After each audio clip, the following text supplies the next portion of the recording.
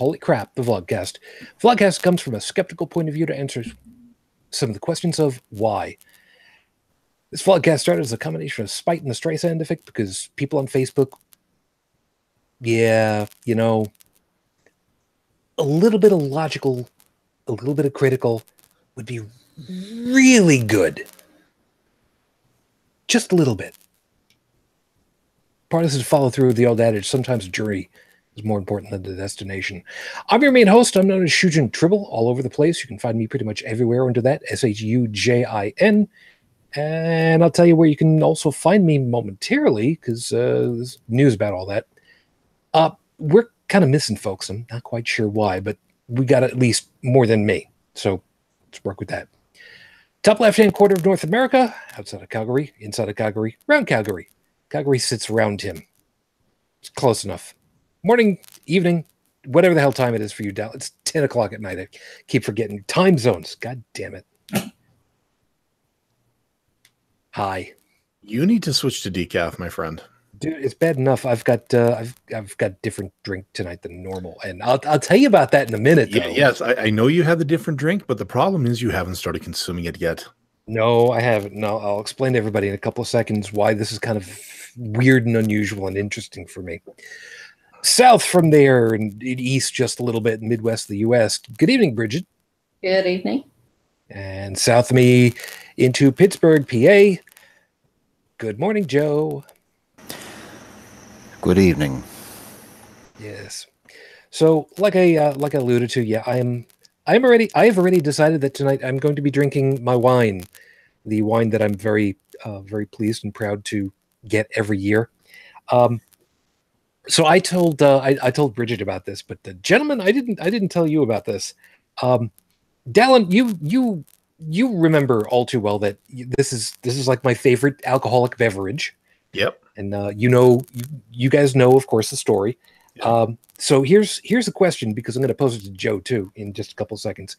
You know full well that my thing is I go and I get a case of this stuff every year, 750 mils. It's a beautiful blue bottle. I love it. The bottle is blue. It's not the stuff inside that's blue. That's Romulan ale. We don't get that. That's illegal. Shut up. So it's 12 bottles, and I get one every year. The idea is that I have, one bottle a month as an average. So by the time I go and get another case, I'm pretty well empty. So, Brigid, because I told you you're ineligible to win any prizes here, Dalan, go ahead and take a wild stab, because I'm going to ask Joe in a second too. How many bottles do you think I currently have left available, knowing full well that this is one of them? Given that this is, close to the end, but it's still the 7th month, I would assume you're on your 7th bottle, which means you have that one plus 5 more in stock, which would put you at 6. Well, you might want to redo your math. I pick up every September is the new case. Okay, so now you just threw me the curveball. Thank you very much. No. That I should have said that. That's my fault. It doesn't change. It doesn't change very much of anything. But knowing that we are a month and days out. Okay, I would say in that case you are down to 2 bottles. Okay, Joe. See, same for you. How many bottles do you think I still have left? Knowing that this is one. And you can hit that mute button anytime you like. Yeah, that probably would help. I honestly have no idea. That's fair. See, folks, I don't know is a perfectly valid answer. The answer is, you ready for this one? Go ahead. I still have 8 bottles left. This is one of 8. I don't know why. Actually, I do kind of know why. Remember when I drank 1.5 liters of this stuff and I got ill? I have not had a drop since then, and I'm finally going to go ahead and have some in because it's been too long, and I kind of need to toast at the end of the opening tonight. And by the way, for those of you that are kind of looking at the chalice that I've got, yes. The potion with the poisons in the flagon with the dragon, the vessel with the pestle has the brew that is true. So yes, I'm going to be drinking out of the flagon with the dragon. because, as Joey will tell us, alcohol is a poison. Now, as you were talking earlier Alcohol about... is also a solution. It But is. it also tends to be the problem. Yeah. Now, you were talking earlier about, that's Romulan ale and we don't drink that stuff. Go ahead and say it, and then I'll tell you. No, allow me to retort, if you will. Oh, good Lord, here it comes. What you're seeing on my screen is wine in a clear bottle. For those of you listening to the audio version of this show, the wine is blue. I'll be damned. Not just a shade of blue, very blue. Ooh. I'm going to have to look into this. I'm calling Photoshop. Nope. It is, it's a thing. I've actually done a lot of reading on this stuff. I can't remember who I got into this conversation with a while back. But yeah. Well, I'm just saying the pictures of the young lady having fun with her glass. I'm just saying it very much looks photoshopped. Yeah. But needless to say, I have been to several liquor stores around here to try to see if any one of them has ordered it at least once before, and as of yet, no. But then again, this same liquor store, I was looking for the one that you have, Shujin. And this one place who, let's just say they're reputable. Like they are, typically if you're looking for something, there's the highest probability of anybody having it is them. They have bottles of scotch worth more than most used cars. They didn't have it and have never actually heard of it. It doesn't totally surprise me. I mean, it is a very small, by comparison, vineyard. So still, I remember the taste of it, and I guess I'll just have to go on another one of these on-site trips where I actually have to check a bag and go to a liquor store and pick up as much as my exemption will allow. Well, worst case scenario, I have to go up to Toronto next weekend. Well, I'm going to Toronto next weekend for barbecue.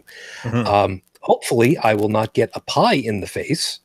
I'll explain about that another time. But yeah, I could always see about, getting over the border, asking DHL if they'd be very nice and happy to transport it. I don't think they'll do it, but...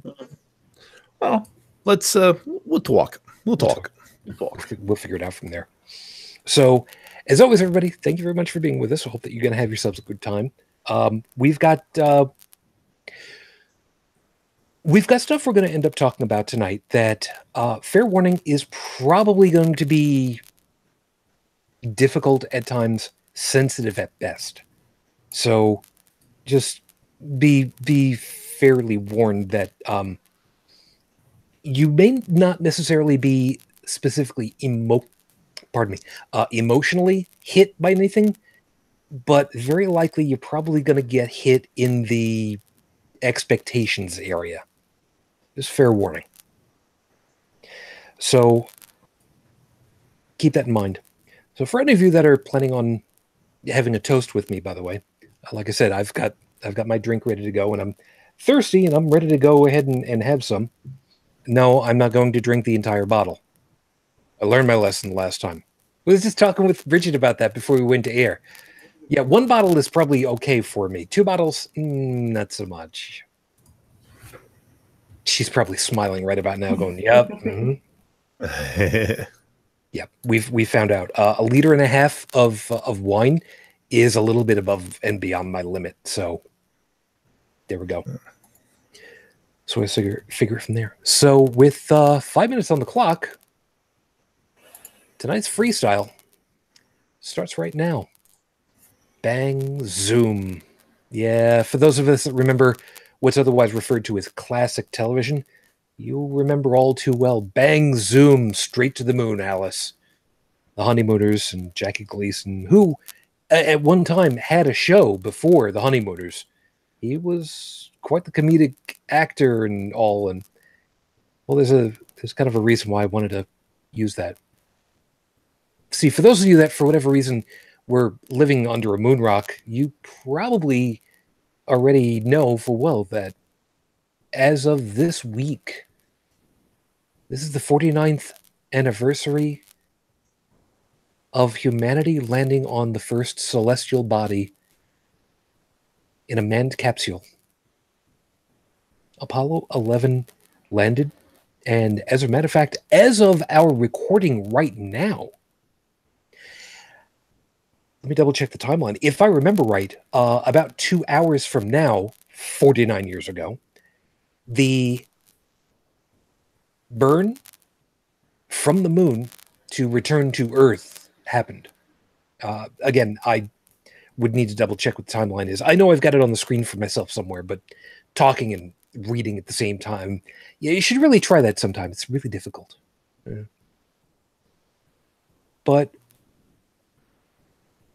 I was too young to remember it. I was only a couple of months old. I was born in March of '69, and we're talking about July. Did I watch it? Yeah. Do I remember it? Oh, hell no. But I know full well it influenced me, because I have loved the space program and NASA since I was a kid. Really, seriously. I even had sketched out a little something or other for fun, only to realize I was accidentally sketching out the Apollo 8 mission patch and didn't even realize it until all of a sudden I'm like, I know this. And for those of you that don't remember Richard Dreyfuss, you really should watch some more movies from the late 70s. Humanity had its first step out of the cradle 49 years ago. And as much as I would really love to be back, I unfortunately know full well it was a product of the Cold War. And that part sucks, because once we were there, once we proved that we could do it, everybody else basically said, well, okay, whatever. And said, why do we have to push? And then the United States said, well, why do we have to push? And then stopped. And that's disappointing. That was disappointing in the extreme. So with hope, there will still be manned missions to the moon and beyond one day. Obviously, today is not that day. Be nice, though, wouldn't it? To have the equivalent of a candlelight vigil around the landing for Apollo 11. But I didn't want to just go ahead and do that, because everybody's talked about that. With the minute that I've got left, I want to dedicate it to another anniversary this week. See, this week it could have been my 25th wedding anniversary on the 17th. And as you guys know full well, unfortunately, that simply hasn't happened. Instead, it's the 13th wedding anniversary without my lady, after we were together for 12 of them. I still remember it. I still remember what it was like, knowing full well that she was going to be coming in through those double doors, and instead of turning and looking like everybody else, I stayed looking straight and waited. I wanted to see her when she first stepped up next to me. And I have to tell you, there has never been a more beautiful person in my life. So for me, I was completely and utterly over the moon. And that's why I decided that tonight was a good time to go ahead and re-drink the wine that we loved so much. So, to NASA, to Apollo, to Shujin, and maybe even much more importantly, to the thousands upon thousands of lives that it took to bring all of us, all of them, together in that one beautiful moment. Thank you all. To you.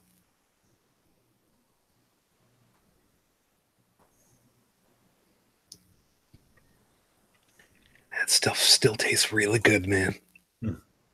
This is episode 219 on the docket, Your Honor. To protect and serve. Now, I was trying to figure out what I wanted to call the episode. And you guys know full well that I try to come up with something that's kind of catchy, kitschy, whatever. But as I was writing up the overall on this one, it dawned on me just how ubiquitous the expression is, how much we expect that to be what the police are known for. And again, it could be by any other name. It could be the police, that could be the constable, sheriff, deputy, whatever. You get the idea. As a matter of fact, it was even parodied in the first live action Transformers movie to punish and enslave, I believe is what was written on the side of one of the Decepticon cars that was impersonating a police officer's car. So you get the idea. But it's not exactly going to be an easy one tonight because we know what we should expect. And we know full well that it doesn't always play out that way. And we're going to kind of talk it through the goods and the bads and their reasons. We'll get into some of them, not completely all of them for decent enough reasons, but we'll come up with that anyway. Now, normally, of course, Heretic Woman would be here, UnrenownedTech would be here, and Joseph would be here, and don't really know where any of them are at the moment, but the invites are out to them, and I'm sure full well that I will hear something if one of them didn't get the invite for whatever reason. We'll see. But with Heretic Woman not here at the moment, all I can tell you is that I don't have any new information for you guys on Rafe Badawi. The only news that's recirculating at this point is the one about Ensef being sworn in as a Canadian citizen, which is actually old news, but it's recirculating because, well, it kind of does that every once in a while. So if you're seeing that, it's not like you're missing out at the moment because no news happens far more frequently than new news. However, because of that, as of the recording of tonight's show, this is now 6 years, 1 month, 5 days since Rafe Badawi was unjustly incarcerated for thought crime. Our hopes and our thoughts are still with you and your family, man. We're still waiting. So, knowing full well that we've got stuff to talk through, like I said, there's going to be pieces that we're going to have to be dealing with. And I just want to make sure that I hit everybody. So, over in the live chat at the moment, please, of course, if you're watching, please take advantage. Stephanie, I know that you're over there, and thanks for chiming in early, as a matter of fact, even. And Trippin, I do see you over there. And due to weather, I might be fading in and out. Trippin, just be safe. Most important piece. Don't worry about it, man. You can always catch up on the show afterwards. We'll be here. Assuming I don't have a power problem again. It's a whole other thing. I think what I basically need to do is just get a new UPS entirely. I mean, yeah, I replaced the batteries, but I get the funny feeling the tripping circuit is not you is kind of gotten a little screwy at this point. Thank you, by the way. Oh yeah, and I almost forgot, by the way. I did record another episode of the Imaginary Friends show, or the iFriends show with Jake Furwharton, whatever the hell he's calling it at this point. I said it was the Imaginary Friends show, and he's just like, "Oh, I haven't called it that in 2 years. I don't like change. Whatever, it's what I call it. It's what comes up on my podcast. You don't like it, tough. I don't care." Yeah, I think that would be the best question there. It's like, okay, what is the official name of the podcast as it appears in people's podcatchers? Yep, that would be about it. So Yeah, kind of, because trust me, as someone who has, you know, a little bit of experience being able to alter the names of things for one perspective, but still has to preserve the original name sort of in the background for other reasons. Yeah, it's Yep. it can get really sticky really fast. yes, it does, doesn't it? Yeah. Tripping. Just don't put foil on the fuses. No, that's not the problem at all. Problem is, every once in a while, I will have a flicker in the power. I don't know if it's voltage. I don't know if it's amperage. But for whatever reason, my UPS will end up kicking over in the battery. And even though everything's just perfectly fine with the mains, it won't switch back, which is annoying, as you can probably well imagine, because that means that I have to shut down the computer, and then it'll release and then realize, oh, the mains are good? Okay. Anyway, it's long and sordid history. You guys who are listening to the podcast, I'm sorry. You can fast forward until about now so that you can skip all that boring shit. Good luck there. Right. You're welcome. Meta joke. You're welcome. Whatever.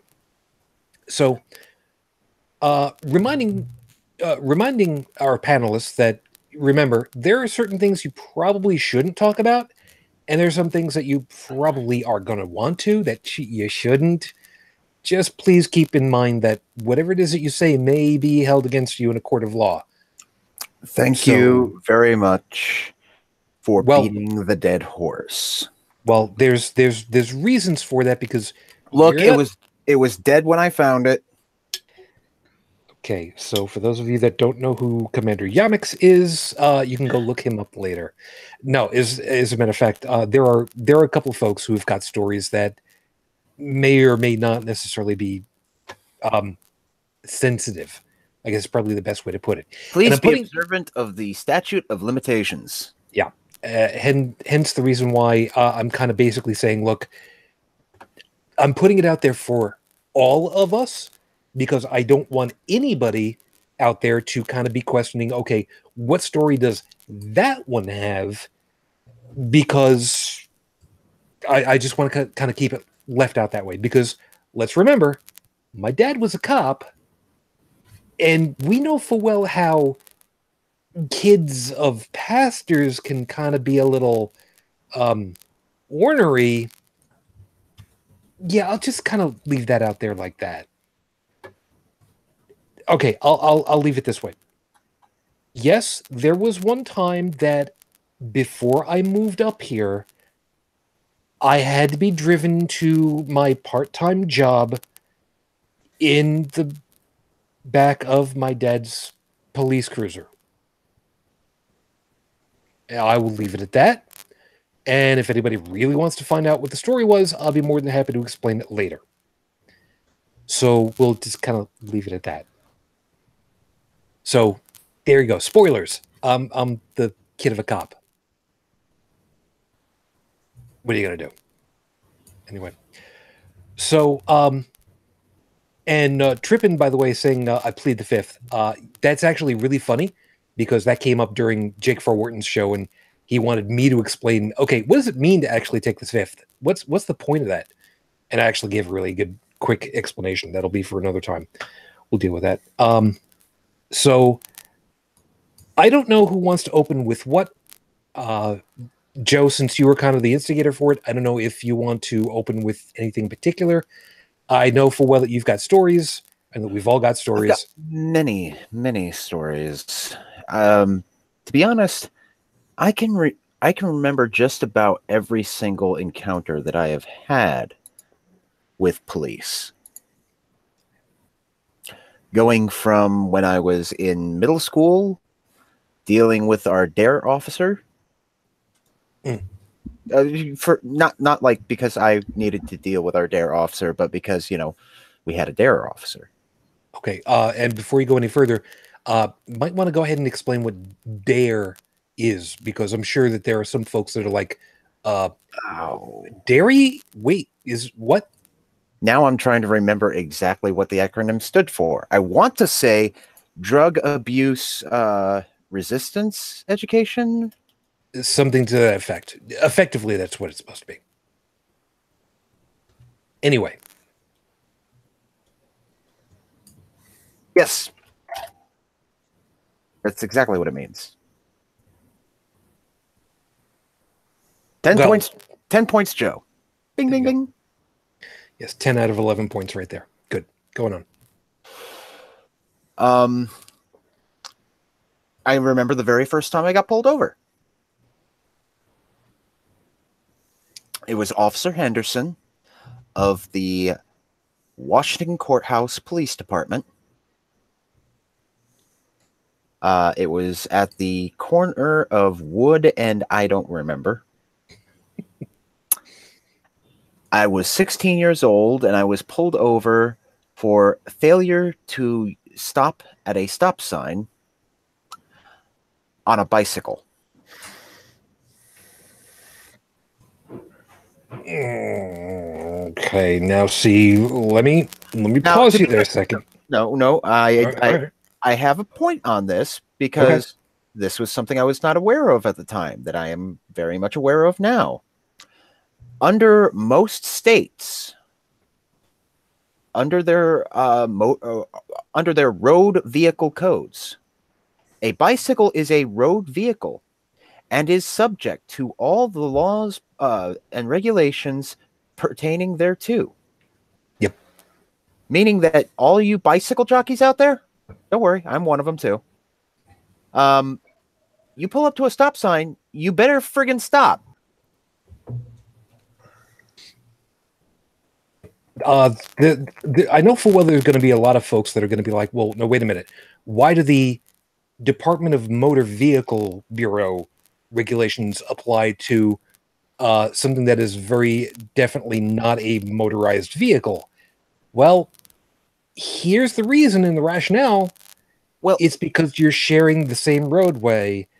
So you need to be basically behaving the way that everybody else is, regardless of whether or not you've got an actual motor other than your legs. It's not really the motor thing.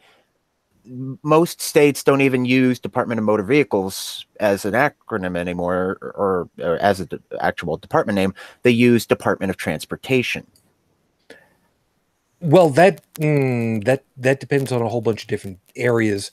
For instance, here in New York, it is still Department of Motor Vehicles because the Department of Transportation are the ones that actually handle, for instance, the roadways themselves and the regulations that go with those, and maintaining the regulations for who's allowed and not allowed, and commercial traffic, that kind of thing.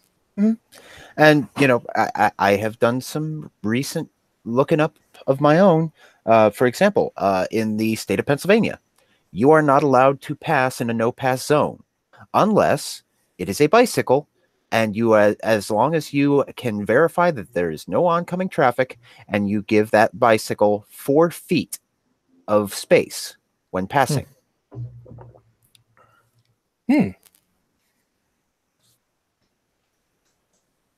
Wait, that technically means that if you've got a bicycle that's effectively on the shoulder, you're not allowed to pass them in a no-passing? No, that's what I'm saying. If you're in a no-passing zone and there's a bicyclist on the road adhering to the usual, you know, within 3 feet of the shoulder of the road. Gotcha. You can pass that bicyclist again, as long as you can verify there is no oncoming traffic. And B, you give them 4 feet of leeway. Gotcha. All right. Well, learned something new tonight. Speaking of something new tonight, by the way, looks like we got somebody who finally joined us just outside of Washington, D.C. Good morning, UnrenownedTech. Good that you were able to make it. You doing okay tonight? Yep. We're getting really heavy rains down here. So when lucky you. Yeah.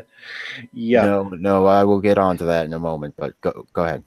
Well, so I took the umbrella. I took my son to go see a Hotel Transylvania 3 at the local theater, which, by the way, anybody here who gets a chance to watch it, it was very good. It was very entertaining. Yeah, some of the things you were able to go, yeah, it's probably going to go this way, and you're right.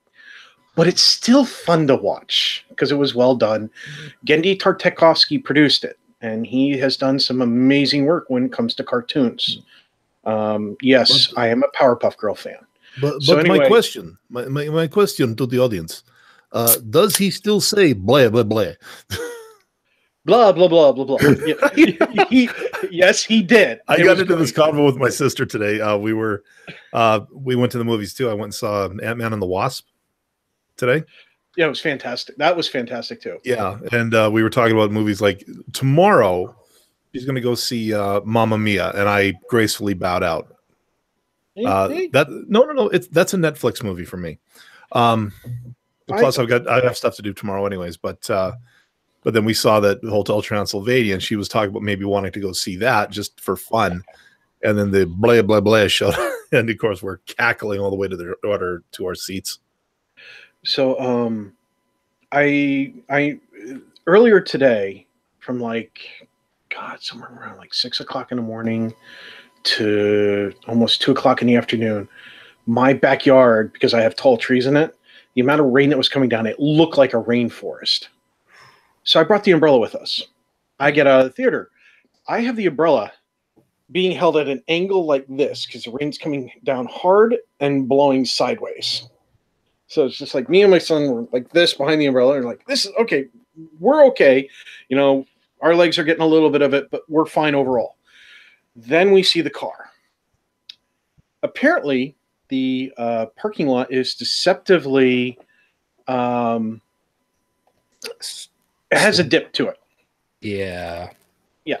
And the dip is not easy to see. And I parked in the middle of it. So my feet were covered by this much water, which for those of you watching is about, I don't know what, 4 inches. Yeah, because we're not measuring from the anus here. So, so my shoes were soaked. My socks were soaked, both of us. It's just like, yeah, we're going to be driving very slowly going home because there's probably, oh, look, we're not going that way because that road is blocked off right now. Sure. Yeah. So sorry for being late, but Yeah. I blame the rain. So it's okay. Blame it on the rain. Yeah, thanks. I was exactly thinking about that too. I blame it on the boogie. You can do that. Tech, for what it's worth, if you had actually worn your Kiss boots, you wouldn't have had this problem, you know. You mean my galoshes? You want to wear your rubbers, that's fine. I would much rather wear. You know what? Different show entirely. You know what? Deal with that I already another have way. one kid. Wearing a rubber is a really good idea. You know what? Completely different show. We'll just move on from there. Anyway. So yeah, my first pullover. Oh God. My first pullover was blue. Oh, we're not talking about clothes, are we? No. I had bought my, at that point, brand new car. 1988 Honda Civic hatchback. Literally bought it 3 days before and drove it from Long Island to Fredonia, the opposite end of the state, overnight. And as I'm getting close to making the turn off of the long stretch of highway to turn north finally, woo! 2 o'clock, 3 o'clock in the morning, I'm on a completely deserted straightaway, and I'm just like, you know what? Let me just go ahead and just... I know it's early in the morning, but okay, I just want to go ahead and just bring it up to speed a little bit more. Oh, look, there's a couple of humps in the middle of... Oh, damn it. I didn't have the car. I don't even remember. All I know is that I probably scared the bejesus out of the guy because I had been driving all night and into the morning. I had nothing in the car at that point. other than, the stuff for the trip. So when I had to produce the insurance and the proof of ID and the whole thing, I actually had to tell him, look, I need to go into the back of the car because I'm pretty sure my paperwork is back there because I literally just bought the car like 3 days ago. And I, thinking back on it now that this is 1988, 89. Probably wasn't the smartest of ideas at the time, but as a kid, I was 20 years old. The hell did I know? And I was super stupid tired. What did you run over? No. I didn't run over. I was over the speed limit. I was well enough over the speed limit. What are you? Who? I think the highest I got up to was over 125 in a 1978 Monte Carlo. See, I don't know the exact speed I hit because my speedometer went up to 90. And my buddy who was following me in one of those little souped up mini cars. This was 1999. I had a 1978 Monte Carlo, the V8 with the 4-barrel carburetor. That car, when you got it up to speed, just kind of floated like the old cars do, floated on the highway. And we're on I-95 North, I think, because we're in Virginia. And I told him, he wanted to see how fast the car could go. And I said, dude, the speedometer goes up to 90. I've been up to 90 in this thing before, but I don't know how fast I'm going beyond that. He's like, well, mine goes up to, he had an aftermarket speedometer that went up to something like 200 whatever, on built in the dash with the other thing that measured the RPMs of the engine. Yeah, he had one of those. Barometer. Yeah, he did all that crap to his car. He's one of those kind of car guys. We worked together at the time, and we had just gotten off work. And I was like, okay, well, they're not really doing we knew the patterns of the police. Me, because I just like to go fast. Him, because he liked to race. And so I was like, okay, such and such section isn't going to be monitored right now. If we can run from here to here, we probably won't get caught. Let's see what we can get it up to. Just follow behind me. He's like, okay, sure. So I'm getting it up to speed. I'm past 90 at this point. I have no idea how fast I'm going. All of a sudden, I see his high beams flash, and he starts to pull over. He's like, okay, we've got to cut it short. So I pull over.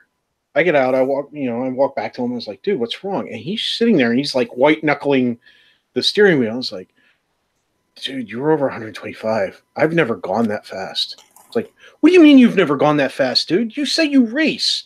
He's like, yeah, but we do these short little stretches. We never have a chance to get that high. I was like, oh, you pussy. I am not going to say anything self-incriminating. All I can say is a Honda VF700 weighs about, to be fair, about 700 pounds with me on it. And V45 engine with 700 cc's. Need I say more? I believe the expression that you're looking for is mega force. Nope. I'm not the only one that gets that reference, right? My dad had a Suzuki. It was a 1500 cc, and he let his good buddy ride it. And he warned him. He said, "Now listen, you got to take it slow, or it's going to fly right out from underneath you." He's like, I know what I'm doing. Now, mind you, both these guys are over 6 foot tall men. These are not small guys. And my dad's like, just take it slow. And he's like, all right. He's revving it. Mind you, this is a story from my dad to me because I wasn't born yet. And he lets up on the clutch, and the bike goes, flips him right over. That's what happens. Yeah. Mm-hmm. Now, to be fair, so far we've got is relatively innocuous. Innocuous. No, the wine isn't taking hold of me just yet. I'm just dumbass. You're welcome. Are we going to talk about accidents we've had? Because no, we're not. we've done a little bit of a sidetrack here, because what we're actually talking about tonight is law enforcement. Right. Now, the reason why I let this particular thing go on is that so far, To show we're not perfect. Well, not just that, but that so far, none of us had gone ahead and needed to say, and let me tell you what that asshole did. We haven't said that yet. Yet. Now, before we get to that, however, once upon a time, and I can get away with this, once upon a time, my dad told me about a story. And like I said, he was a beat cop for a long time, 30 years, and he was dealing with some kids, mid-teens, who were giving him, running their mouth. Which a lot of teens do. Which they will. And he finally which is normal, by the way. Yeah. Now, to be fair, I don't remember if it was my dad or if it was one of his buds in the precinct. And this would have been mid-70s. So finally, after not having it, because, okay, that's enough of this, goes ahead and tells the two kids, okay, you're getting in the car. Why? What'd I do? You get in the car. You're coming in from Mopery. What the hell is Mopery? And then his friend is just like, wait a minute, what the hell is this? You want to go in as an accessory to Mopery? No. Go away. No, don't worry about it. So, kid gets in the car. I don't remember if he put cuffs on him, doesn't matter. Took him to the station. So the guy is getting walked in, by the shoulder. Desk sergeant looks over. Hey, what do you got there? Looks at the kid, looks at the desk sergeant. I'll let you know. Walks him into the back room where the big heavy metal desks are. You remember the good old industrial metal desks? Oh God. My office still has one. From the office there, from on top of the filing cabinet, gets the book of laws, the tome, the big ass, heavy, thick tome. If you're watching live on camera, this will make sense. That would have been about this thick. When the book that like a Unix manual. The book that inspired throwing the book at you, back when that meant something more than oh hell yeah. So the book, in quotation marks, the book was an old tome that had the laws in it. It would have been a good 7-8 inches thick, heavy binding on it. Mm-hmm. So brings it over to the desk. Remember, big old industrial metal desk. Boom! Right on top of the desk, right in front of the kid. What's that? Shush. Flip. Yeah, you did this. So we got you for this. What was that? Flip. Yep, this one over here too. So I can charge you with this one. What is that? Look, I really don't want to be bothered doing the paperwork, so here's what we can do. I can either do the paperwork and write you up for, well, I'm probably sure I can find a couple of other things in here, or we can call your mom. It was a hard decision at the time. But eventually, mom came down. To this day, we do not know if the kids survived the night. Very likely did, but you get the point. Now, I'm bringing up this particular story because there are times where back in the day, the police were allowed to kind of up the asshole quotient enough to get a point across without really doing damage to somebody. You'll find out why I'm kind of going there in a minute. Mhm. Was it right? It's hard to say exactly, because was it legal? Probably not.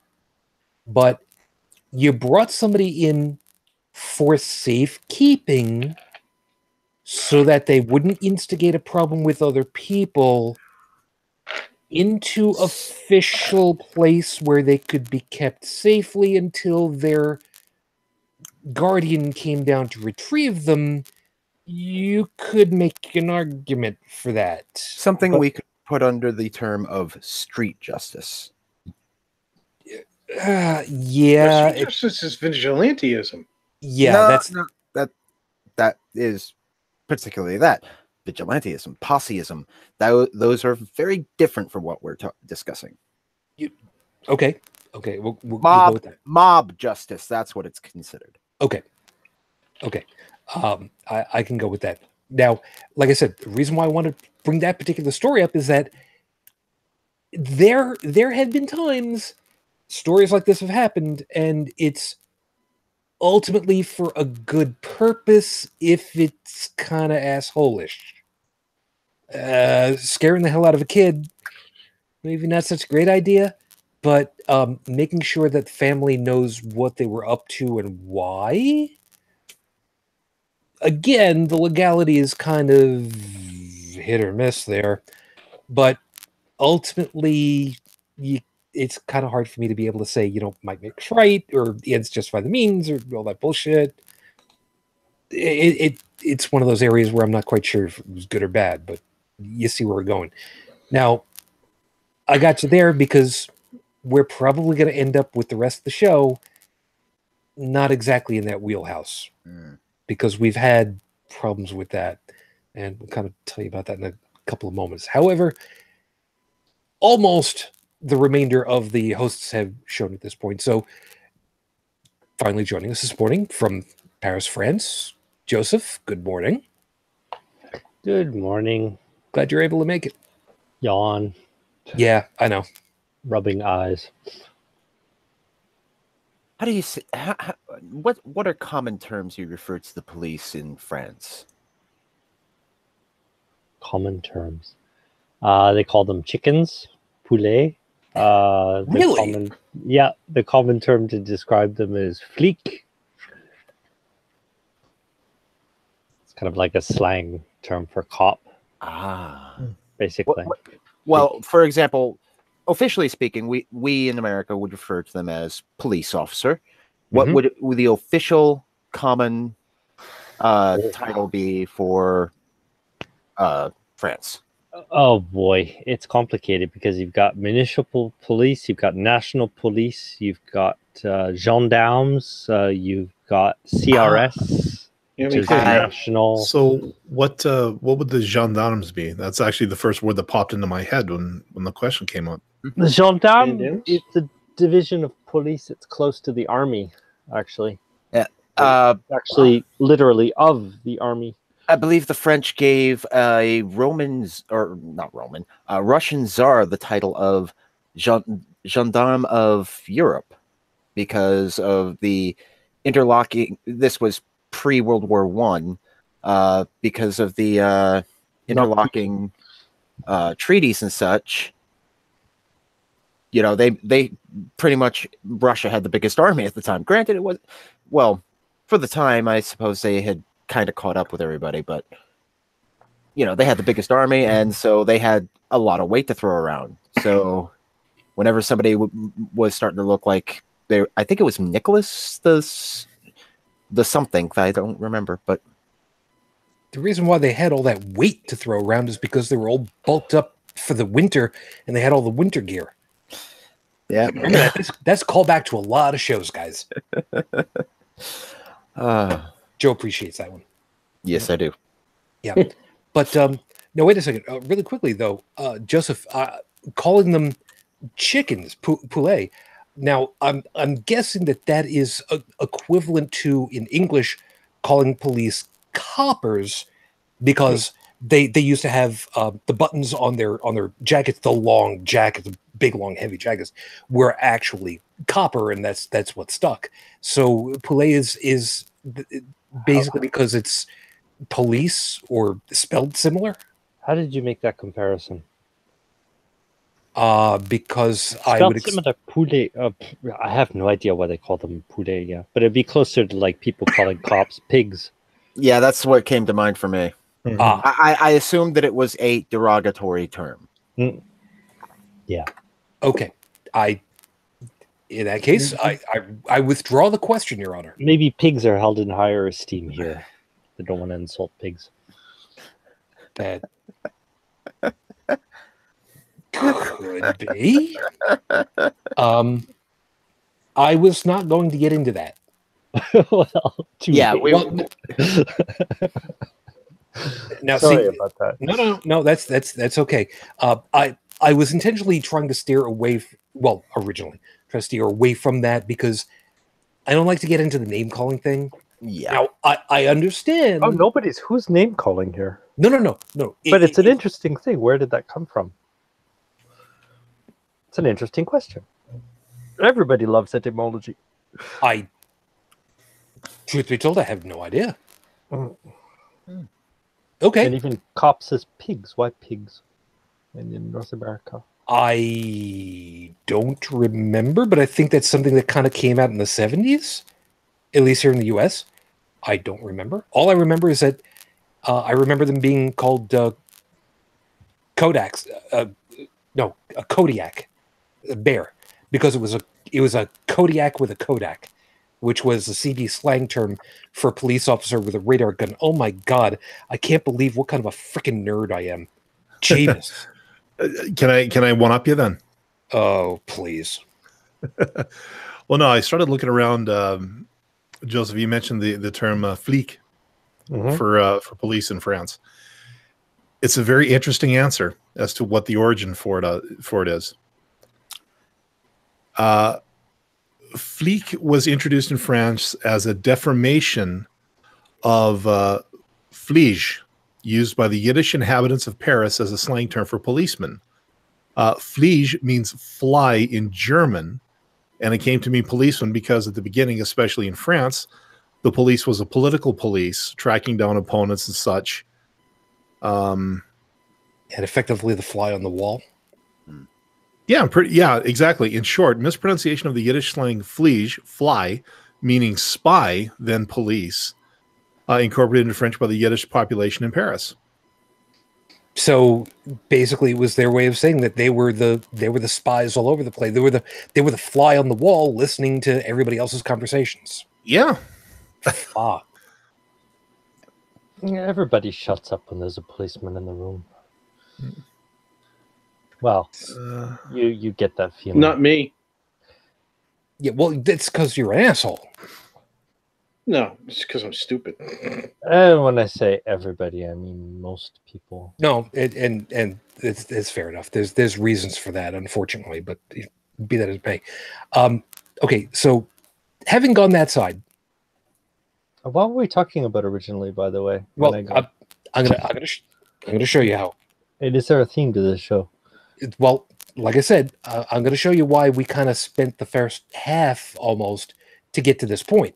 Oh, generally speaking, we, for the most part, have a respect for the office of police officer.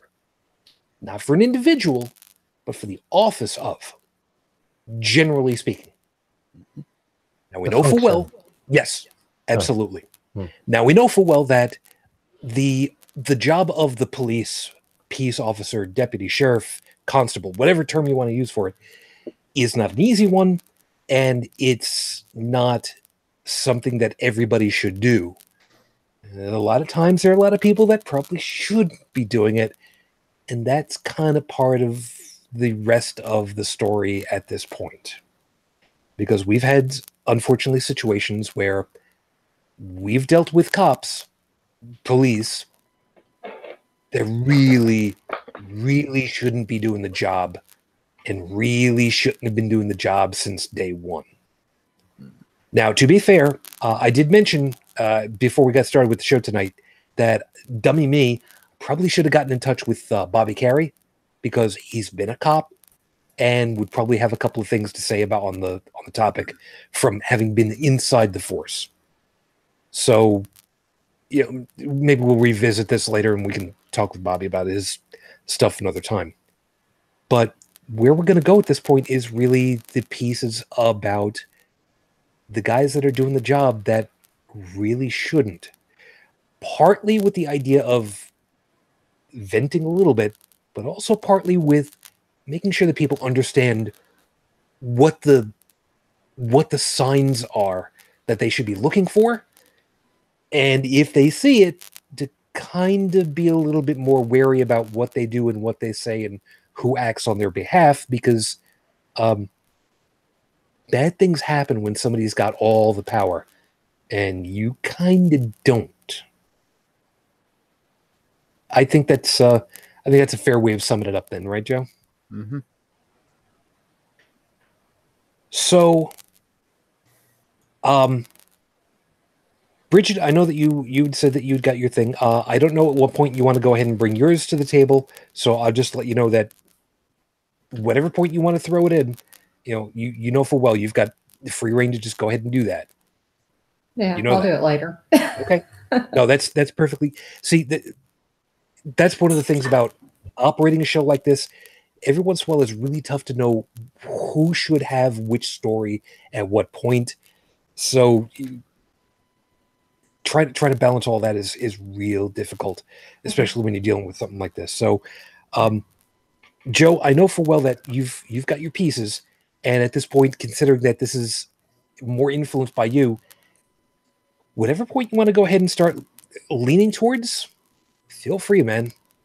Well, I'm not going to name names, and I'm not going to name places or anything of that sort. Well, with the exception of one, I'm just going to name the place. One of my, quite literally, my very first time being arrested.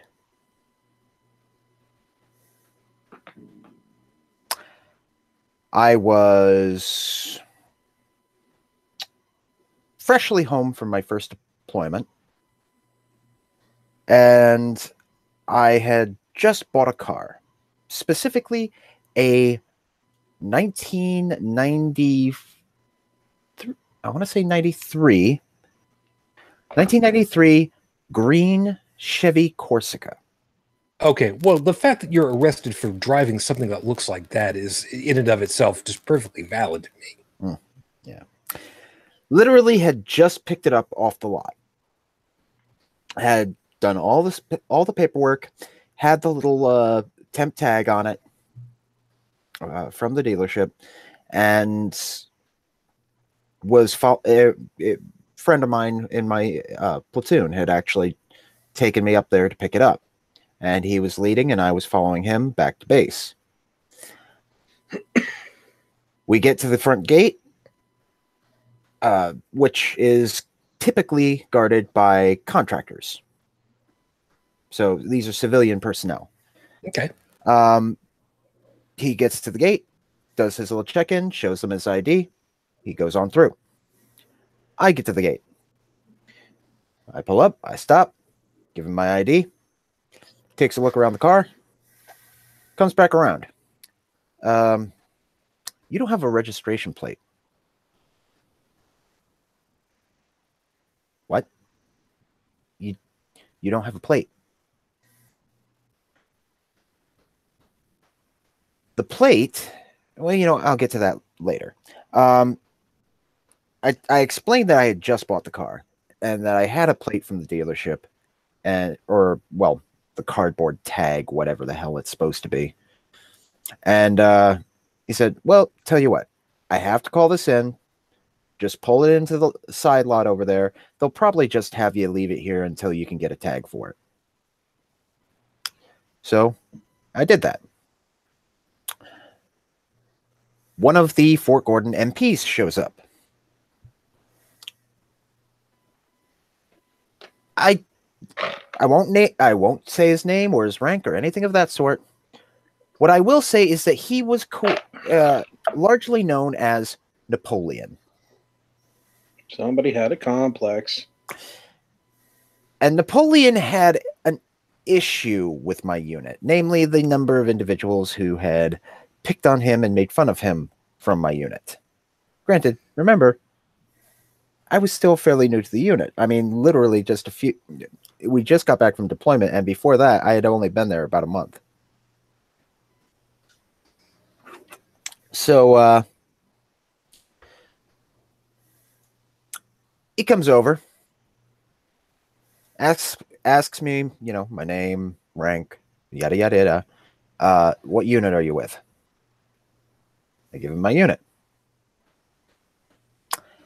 And he just gives this bit of a smile. Step out of the car, please. I get out. He tells me to lean against the side of the car with my hands on the hood. Frisks me. And then puts my hands behind my back, handcuffs me, and says, "You're coming with me." So I get taken down to the MP station, put in a cell for operating an unregistered vehicle. This is Super Bowl Saturday. Or Super Bowl Sunday, excuse me. So you're not getting out anytime soon. My lieutenant comes in after about an hour, having to come from home, from watching the game. He is absolutely livid with me. I'm released into his custody.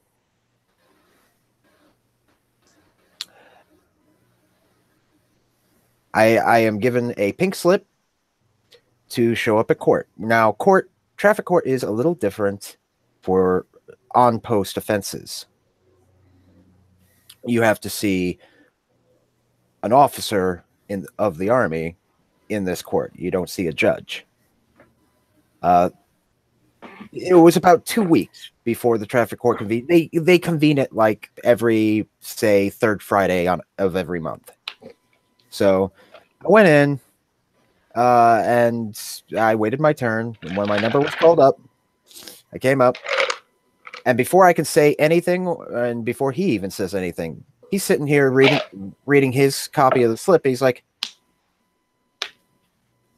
"This isn't even a moving violation."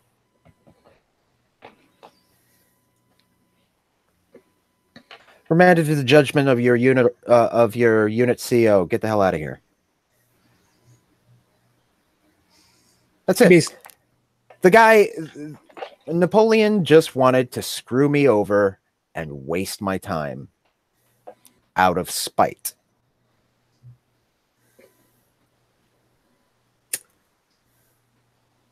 And you saw it happening as soon as you said which unit you were with. Now, no, I didn't. That's the thing. You didn't really know it at the time. I didn't know about it at the time. It wasn't until after this that, because, it happened Super Bowl weekend. Of course, word got around. And so everybody in my unit's sitting here ribbing me, and they ask what officer it was that arrested me. When I told them, "Oh, Napoleon." And that's when it all made sense. Yeah. Brilliant. Turned out that the tag, which had been attached magnetically, again, probably not the best idea, but it was just it was maybe 3/4 of a mile from the front gate. It just simply bumped off and was off on the side of the road. Okay, so to be fair, you didn't have the tag on at the time, but the vehicle was valid otherwise. Yes. And again, the person who stopped me was not a law enforcement officer. He was a contracted security officer.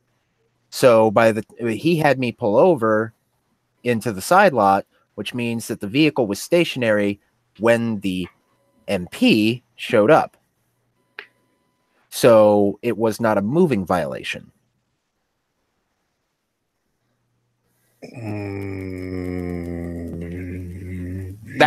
That was the colonel's way of thinking about it. So okay.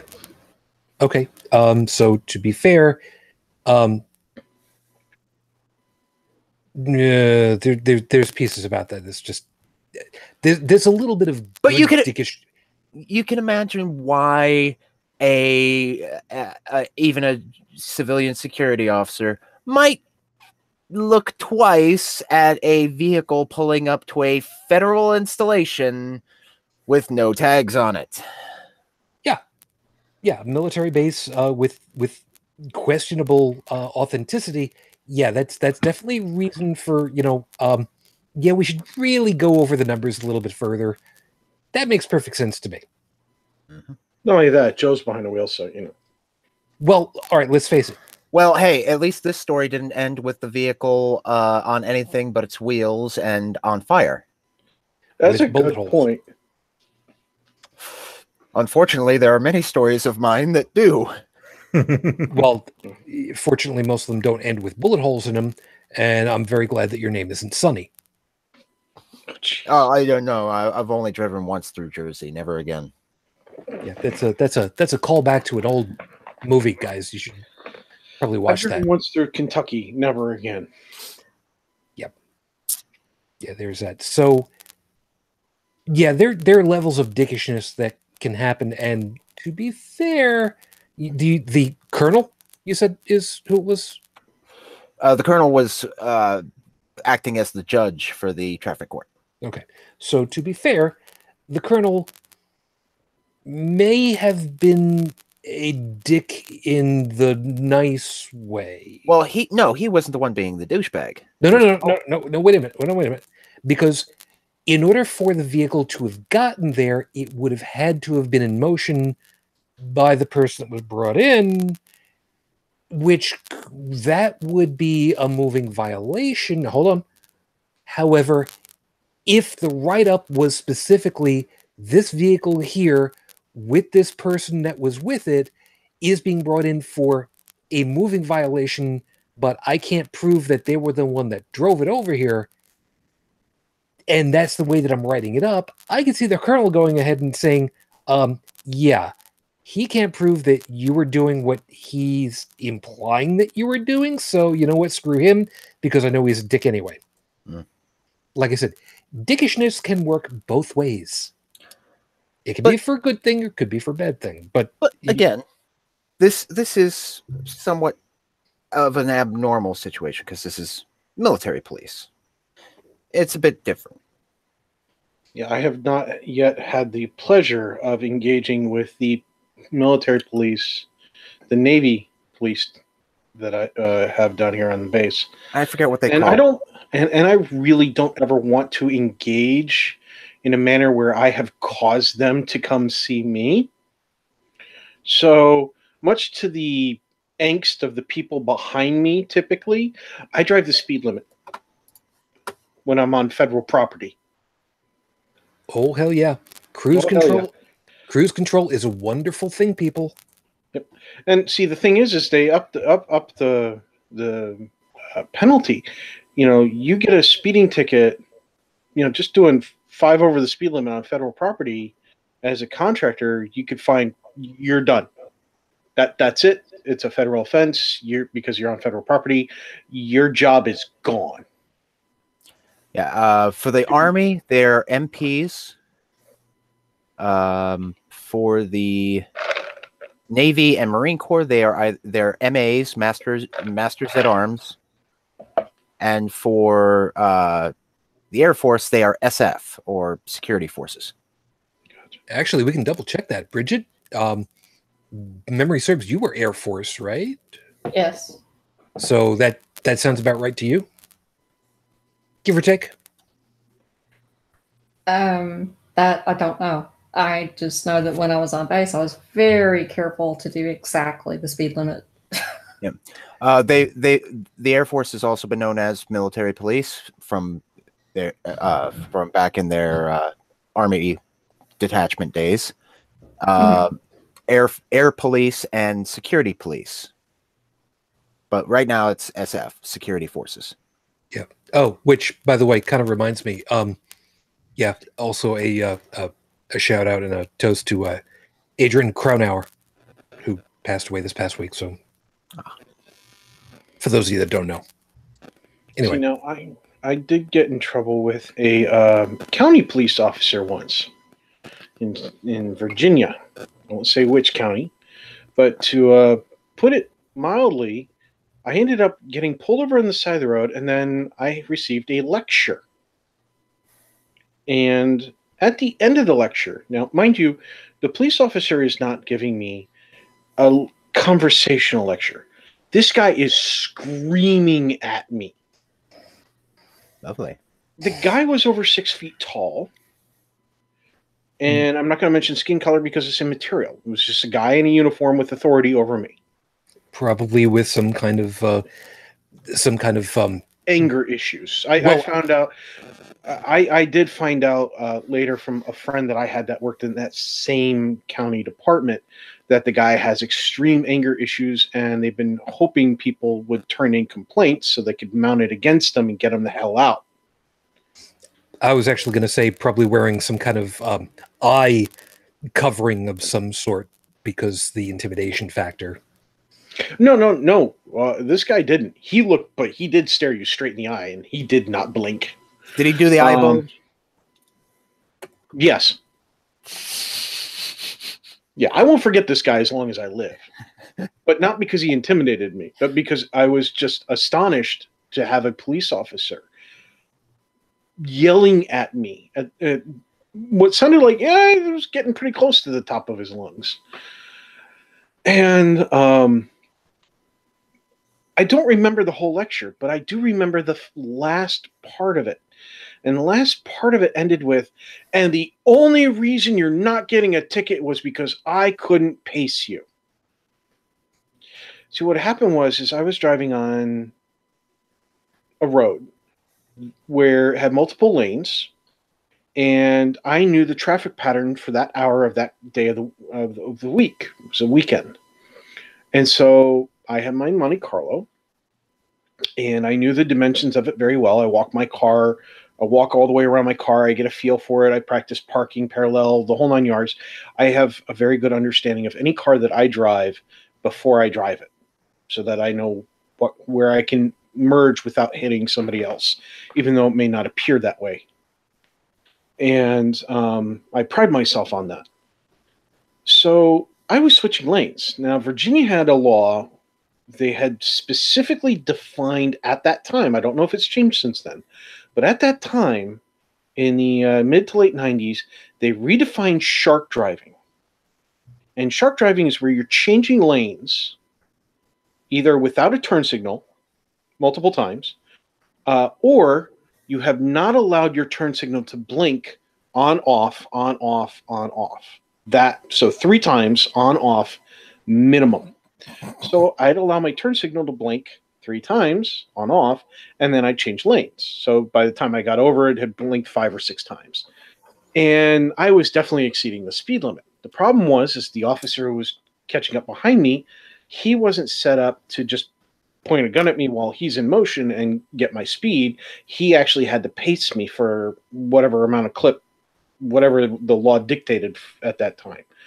And because of the fact that I knew my car's perimeter and I could merge, and I was just weaving through it like a needle, just weaving right through it. He couldn't keep up with me.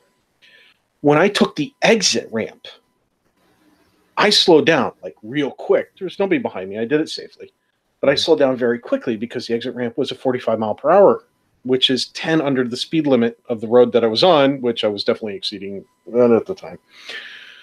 So as soon as he got behind me, I was already under the speed limit. Woo!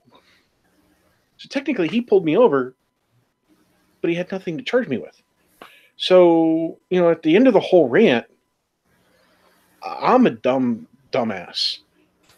When I heard the part about the only reason I'm not getting a ticket is because he couldn't pace me, my dumbass opened my mouth and said, am I free to go then? I thought he was going to have an aneurysm. I really thought the guy's, like, a blood vessel in his brain, just one of the main ones, was just going to go pop, and he was just going to keel over. Because it looked like the amount of pressure from his anger was like that elevated. And he stormed back to his car and then just pulled out, peeled rubber, pulled out right around me and just took off. And I'm going, I hope he doesn't break the law. And then I continued on my way to the business meeting that I had to go to, that I turned out I was right on time for after that. I would never claim to be the world's greatest driver, but I do have some rules, and one of them is never, ever drive angry. Yeah, there's that. Now, to kind of go along with that anger thing, there's a small problem that we can run into with the police, especially because the ones who would model themselves with the term peace officer, those are the good guys. They're the ones who are out there trying to make sure that everybody stays safe. Nobody's pissing off anybody else unduly, and everybody's finding a way of just dealing with life and just moving along. I have a relative who he started out as a peace officer, which was not a policeman, but just a civilian who goes through certain levels of police training, very basic stuff, as well as pistol training and a test on pistol handling. They actually have to fire the gun and everything else. And eventually he used as a stepping stone and became a police officer. And yeah, they keep their eyes open. They're instructed, look, just because you have a revolver and you have the right to use it and you have the recognized badge, because the county and state that he was in, they actually had badges for peace officers. It's still better to call us and let us take care of it than for you to do it. Yeah. Now, see, where it's going with that, though, is that we know full well the vast majority of police have a weapon of some kind. Unfortunately, the vast majority, almost exclusively, have a weapon that is lethal. There are some who, fortunately, are wielding also, besides a slug thrower, for lack of a better term for it, an incapacitating device. It could be a taser, and I use taser very loosely because that's a trademark term, believe it or not. Yes, taser is not just a generic term. It's an actual trademark one. Though in my case, that might also prove lethal. Yeah. And of course, there are other incapacitating noxious chemicals. Mace, pepper spray, that kind of thing. Brigid, there's actually a guy who did a video where he allowed they had paramedics nearby and so on and so forth. And what it was is he allowed the police and like another company as well that was developing systems to shoot him with non-lethal stuff, like a beanbag gun, a projectile thrower that threw something akin to a paintball, but it actually had pepper spray or pepper powder or something like that in it. Mm-hmm. But all these different things. And what they did was they were able to analyze how effective they were upon impact. As well as he continually revisited them so that they could analyze the bruising effects and the how they shaped. So that if they knew they hit somebody with, like, say, the pepper ball thrower, that they knew what the markings were going to look like if somebody showed up in a hospital with them. Okay, fair enough. Because, if it's this paintball, you're going to have paint. You're going to have paint residue. You're going to have something like that. Where if it's a pepper one, you're going to have the residue you're going to have these particular types of bruising marks that are also going to have irritations caused by the powder. So they're going to be similar, but they're going to have significant differences to tell them apart. So this was all really good, valuable scientific data. You know, somebody's, and it was really cool to see, look, they've got a lot of these potential things that they could be using to not kill somebody, but to still incapacitate them, and even being less likely to kill than, have that nasty side effect than a taser would.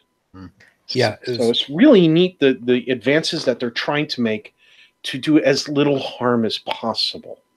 Yeah. To that end, by the way, Brigid, since sorry, you're a medical expert more than anything else. I would assume that you've got a little bit of knowledge on how nasty, I guess is probably the nicest way of putting it, some of these particular items are, like electricity being run through somebody, pepper spray / mace being used on folks. It's not considered lethal, generally speaking, but that doesn't necessarily mean that it's not dangerous, right? Well, I mean, as far as tasing people, people have died from that, from being tased. I don't know of anyone who has died from pepper spray. I'm sure that it could happen if someone's allergic to some of the components that are in it. But pepper spray is definitely not pleasant. It's not meant to be, but it does cause problems with shortness of breath and coughing, and it's very painful to get on your skin, and does induce panic and fear in people when they get hit with it. I mean, of course it would. Yeah. Now, to kind of go along with that, the uses of pepper spray are, at least as far as the respiration system, is to basically be a huge, massive irritant into the lungs, because it causes, like you said, shortness of breath. You can't breathe properly. You can't get enough to run because you run out of breath really quickly. Well, hold on a second. Somebody who has asthma, could that, in your general opinion, and I'm not holding you to anything as a medical licensee like that, in your opinion, somebody who would otherwise be carrying an inhaler, for instance, could they be at risk for serious bodily injury? Yeah, I would certainly think so. Especially as it pertains to causing swelling in your eyes, ears, and throat. Yeah, I mean, I could see where it would cause someone to suffocate.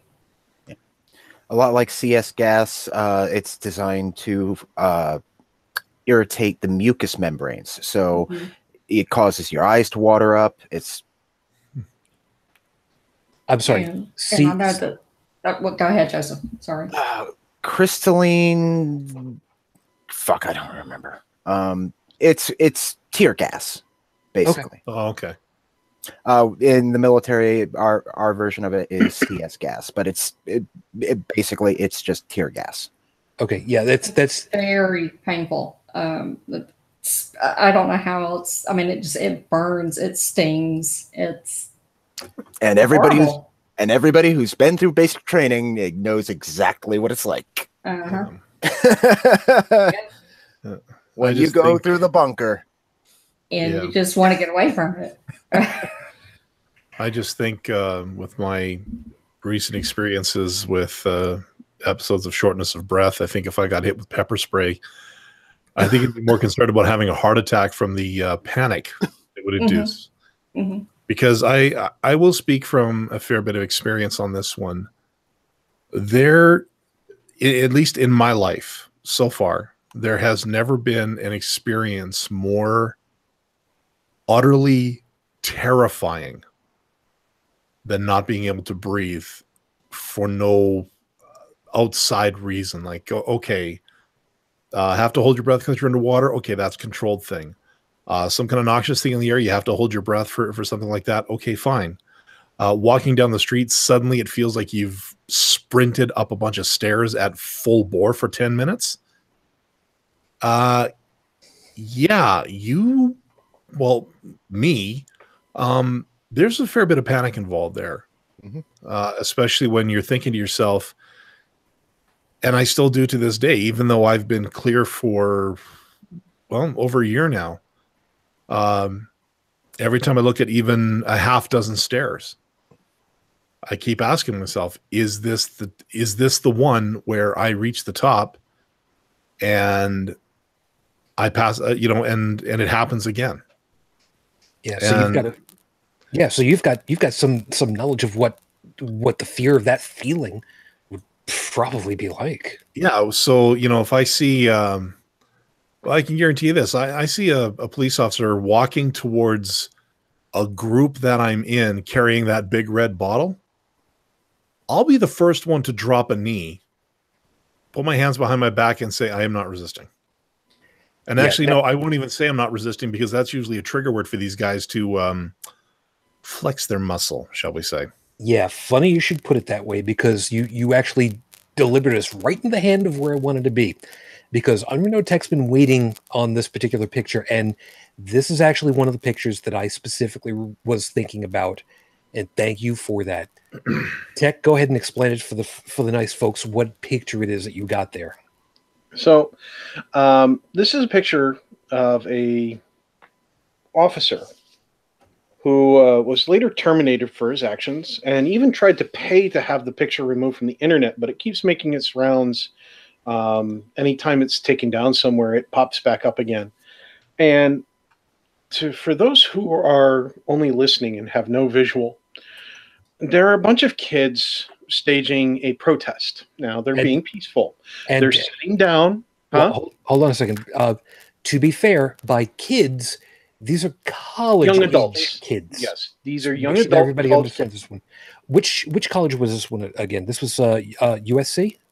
UC Davis. This was UC Davis. There it is. Yeah. Yeah. This is the Occupy protests. Mm-hmm. Right. Yep. So this goes back to, what was it, 2013? Something like that. What was the byline on that? 12. 2012. Okay. So it came out in 2012 that he had been terminated. Yeah. Don't lose that page. Make sure that I can put it into the show notes for later. We will. Right. So I mean, there's multiple articles of this that are still online. As it should be. Yeah, as it should be. So this is a still image, but the first results were actually video of this action. And what he's doing is, since they're protesting and they're all sitting there and they're just being tame and not doing anything other than being nonviolent, one of the things that some officers, depending on what county they're in and so on and so forth, what permissions are granted by whatever property they're on, can do things like use pepper spray to try to encourage them to, hey, get up and get out of the way, kind of thing. Encourage. He has a big, I use encourage loosely. Yeah. He has a big red can that has a pistol grip on it. The pistol grip is something like what you would see if you went to a paint store for a spray paint can to spray paint like a vertical wall or something like that. Imagine taking a can of silly string and putting a pistol grip on that. There you go. And he is spraying, this can contains pepper spray, literally on the heads. Now, the stream is wide. The stream is an inch wide as it starts to disperse out from the can. He is literally hosing them down with this stuff. This is not like what you see when you're buying somebody for their purse or for their pocket or for their car, one of those little pepper spray wrapped in leather kind of get-ups, which does a thin stream, almost like through a miniature straw kind of stream. No. This is more akin to a fire extinguisher. Yeah, this is crowd control. Yes. Mm-hmm. This is something that they use in, like, mobs, okay? They're just lined up and sitting down. So he just casually walks up and down and hoses them down. Now, mind you, we're talking about the stuff here that irritates the lining of the lungs, irritates the skin that it comes in contact with, it irritates eyes, any kind of mucous membranes, so on and so forth. And he's not just like spritzing them, like you would a cat or dog if you were that kind of person, with like a little spray bottle where you squirt, squirt, squirt. No, this is, like Joey said, hosing them down with something that could potentially kill them if they have any of those kinds of problems that we previously talked about. Yeah. Now, before you go any much further on, for those of you that are, for whatever reason, not looking at it or don't particularly remember this particular person, I don't remember if they were an officer, if they were security force on the job at the school, whatever the case was, doesn't matter. But the point of it was, saying that they were being hosed down is not an exaggeration. I remember seeing the stills and the video at the time. And this guy was standing a meter or less from these people who were sitting on the ground, arms linked, and literally paced back and forth and sprayed back and forth on these guys, like I said, as if it were a fire extinguisher all on these people's heads and faces. And there was no call for that. No. Not at all. They were no threat. Yeah. Right. Now, and they used this image. The guy's name was Lieutenant, or is John Pike. He was a lieutenant at the time. So definitely whatever.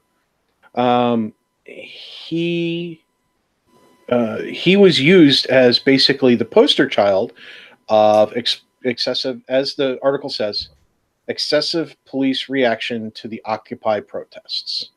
Yep, which is exactly where I wanted to get us to. Excuse me. Get us to at this point. C. Davis was the employment. Was where he was employed. Yeah. Okay. So this is where we're going to end up, because even though this is kind of what prompted the whole damn thing, and I know it took a long time to get to the specific, again, it's one of those things where, context matters entirely with so much of this stuff. These are the problem people.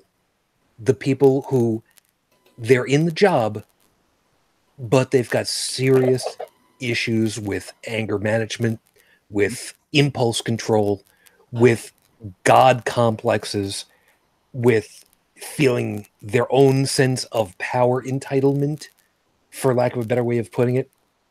And we know people who are like this. Yep. And it doesn't even have to be in police. We've grown up with people who are like that, who never grew out of their terrible twos. Yes. Go for it, man. This is what we could call bully cops. Yeah. It's exactly what it is. We have discussed now two types of cops: the peacekeeper, which is the favorable kind, and the bully cop, which we've all heard a story about from one place or another. There is another type that I have personal experience with that I would like to discuss real quick, and that is the quota chaser. Yeah. Shortly after the untimely demise of my 93 Chevy Corsica, rest in peace. Are you sure it's not Revolutions in Peace? Oh, I think it revolved quite enough. Thank you. Fair enough. Rest in pieces. Oh, it's in pieces, all right. But shortly thereafter, I was continuing the road trip that I was on, this time in a rental car with my good friend Aaron. And we were on, I believe, I-80 going through New York. He'd driven pretty much all night, so he was tired and fell asleep. And I took over driving. We were passing near, and I'm not sure how to pronounce it correctly, Utica or Utica? No, you got it right the first time. Utica. Yep. Passing near Utica, and saw a highway patrol SUV coming down the other way, and literally we had just passed one of those dirt road crossing points on the interstate. You know what I'm talking about, the little U-turn points that police and emergency vehicles use. He had swung around and he flipped on his lights and was coming up behind us. Now, here's the thing. I had not I'm sure I was over the speed limit by probably less than 5 miles per hour or something of that sort. But I was following the flow of traffic, and I was in the process of trying to get into the left-hand lane and pass a large cargo van that had ladders hanging off the roof. And I noticed that the ladders were not exactly secure, so I didn't want to be behind him. So I wanted to get around him and in front of him. This is when the officer, you know, flipped on his lights and came after us. He pulled me over, saw that I was a service member, saw that we were in a rental vehicle, and you know, he asked, you know, do you know why I pulled you over? Well, I got you speeding. You were doing, you know, like 82 and a 75. Which, again, we were just following the flow of traffic. Yeah. Well, but I'm going to cut you some slack here. Instead of writing you up for speeding, I'm going to say that, you know, this is a rental car. You don't know. I'm going to write you up for a technical violation, faulty speedometer reading. And he wrote me a ticket for $180 some. And I know exactly why he did it. It was that time of the month, near the end of the month, where, well, you got to generate that revenue somehow. And what better way than when you see an out-of-state plate on a car, and you see a guy who is clearly out of state, who's not going to show up to court to contest the ticket. Yep. At least that's what they hope. Well, because there have been plenty of cases where somebody's out of state plates because they're moving into the area they just got the ticket for. Yeah. Well, this wasn't the case. Well, I will put money that some of the roads I drive to work within the next week and a half are suddenly going to have an increased presence. I mean, check your lights front and back. Check your turn signals. No. I've heard this so many times. Even here, like the police chief will, to borrow a phrase, will swear on a stack that there are no quotas. Yet, usually around the last week to week and a half of the month, I will see intersections. I will see police presence in residential areas, because here,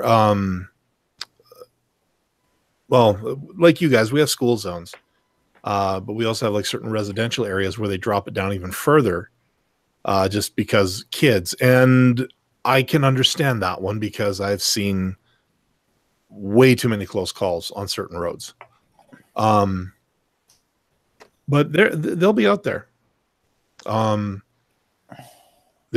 One place I used to live, coming into the neighborhood, there was a road, and then you could, well, basically came to a T intersection, and I would always turn right. And I remember coming home from work one day, and I pull up to that intersection, and yeah, there's two cruisers, each with two cruisers and two officers waiting. Anybody that's going to do a rolling stop, or anybody that is going to try to blow through the stop sign, they're going to nail them. Mm-hmm. Now, okay, cynically, yes, I know it's the quota thing, but given where they were and what they were doing and what their presence was hopefully preventing, I was actually half tempted to go buy these guys a coffee, because they were at the entrance to a residential area where people are known to shortcut through to get to one of the main roads. And yeah, at the end of the day, they will blow through those signs, and they will go down that road doing 30, 40 miles an hour. And with two residential complexes on either side of the road, the chance of a kid running out in the street, very, very high. And again, that's kind of where I was kind of on a split mind. Is like, okay, yeah, I know what you're doing, but at least here I'm sensing some good intentions. Well, yeah, for a situation like that, I would say that's much more just a public safety kind of thing rather than deliberate, quota chasing. Yeah, like I said earlier, I mean, there are levels of dickishness that could be justified, even if it's not necessarily what you should be doing. It's one of those wide gray lines that you're not quite sure where you should be leaning towards. Yeah, you really shouldn't be, getting on everybody's case, but you're kind of preventing a really bad. So, well, I'm not quite sure.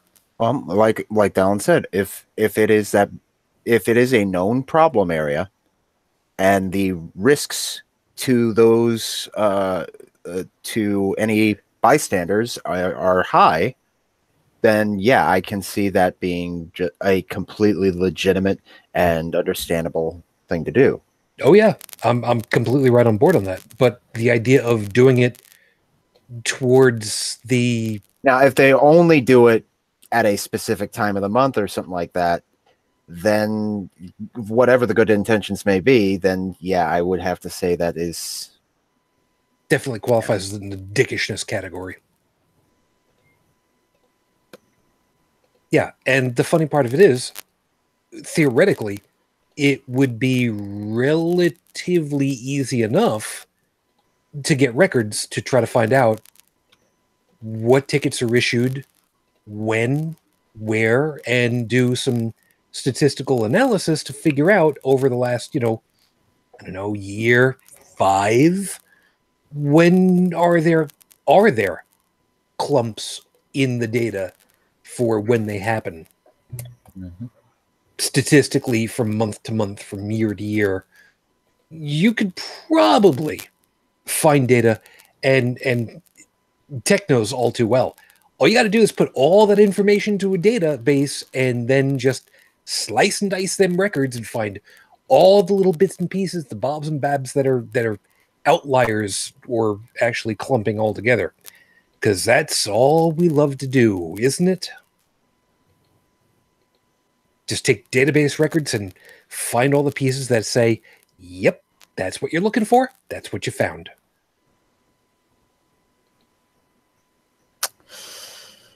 And then you leave me out to hang here, man. Well, I've spoken enough thus far tonight, but there's still one more thing I got to talk about, so I don't want to, flood the waves with my voice. Well, I guess we will see. Tech, are you still conscious? Yes. Oh, okay, because I was talking to you and you never responded. Okay, never mind. Perfectly fine. I'm sorry. I was reading another article about that UC Davis event and the campus police officers. It was saying that the ones that they were spraying down were had actually before they got sprayed had attempted to bar the police officers from moving because the police officers had arrested a bunch of people. So they were trying to block the police from leaving with those people. And even though they're sitting there and it's obvious you could just walk around them, the police decide, oh, yeah, all right, fine. You're going to stand in front of us? Pepper spray. Well, in that case, just sit. So, yeah, that makes all the difference in the world. I mean, honestly, for as far as keeping the peace goes, I just would have walked around them. But, Yeah, there's... Sometimes you got to teach. Yeah, again, there are levels of dickishness. Yes. Joe, I know that you've got one other piece, but we're getting pretty close on to closing up. So I just wanted to double check. Brigid, we are kind of getting close in. If I know for what you had your thing, if I don't know exactly what it is, so if there's something that you'd like to drop, if you want to go ahead and drop it, now's probably your best opportunity, unless you want to hold it for another point. it's entirely up to you if you just want to hold off on it, or if you want to drop it in. Well, I did have an incident in my family. It was some years ago with police officers acting badly, I guess you could say. But my grandfather was, an he was a veteran. He was ex-Navy, and had PTSD and things like that. Was pretty afraid of pretty much anybody outside of the family. And there was an incident at his house where someone had called the police because he had been cleaning guns, and one of them went off in the house. And so when the police came out there, they told him to come out of the house, and he was afraid. And he, told them, over my dead body, I'm not coming out. You're going to have to come in and get me. And instead of coming in to get him, they just shot him through a sliding glass door and killed him. And ever since that point, I've been really afraid of law enforcement. Understandably so, I guess. Yeah. And, it was a shock that they could do something like that. Which, it happens. If I may, Shujin? You may. That most certainly brings me to the next topic that I wanted to discuss. Which, and it'll have to be quick, of course. Yeah, unfortunately, it's probably the worst kind, the cowboy. Yeah, that's probably the best characterization. The rhinestone kind? If only. No, the kind that sees himself as perfectly within his rights and authority to do so, and thinks that he is doing the right thing. You know what? Hold on a second. Let me pause you there right for a second. It's not in his rights and authority. In the cowboy's mind, it's in his authority. And his authority is the law. Mm-hmm. Yeah, that is. I don't want to, liken it to Judge Dredd, but yeah, I mean, there's truthfully in this particular kind of situation, can you think of a more apt way of thinking about it? No, not really. But I myself have 3 examples. Thankfully, none of them quite as tragic as Brigid's. All right. Only because of the time frame.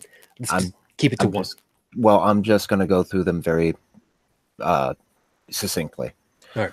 First one, very shortly after I moved into my apartment, I just pulled all my things out of storage, including my guns, which I have many.